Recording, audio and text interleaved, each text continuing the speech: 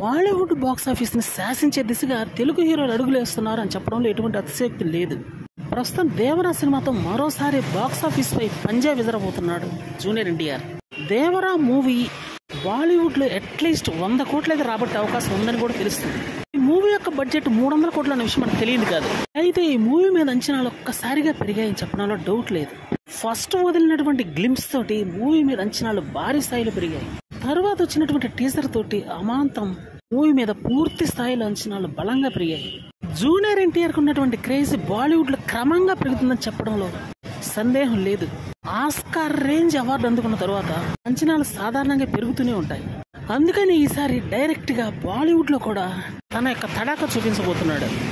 ఎలాగో RRR తోటి అదిరిపోయే హిట్ అందుకున్నాడు కాబట్టి బాలీవుడ్ జనాలకి ఇదొక తిరుగులేనటువంటి మూవీ అని చెప్పుకోవాల్సి ఉంటుంది.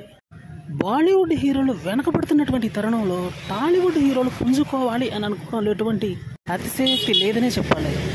హీరో ప్రభాస్ కి ఈక్వల్ గా జూనియర్ ఎన్టీఆర్ యొక్క క్రేజ్ క్రమంగా పెరుగుతుందని చెప్పడంలో డౌట్ లేదు.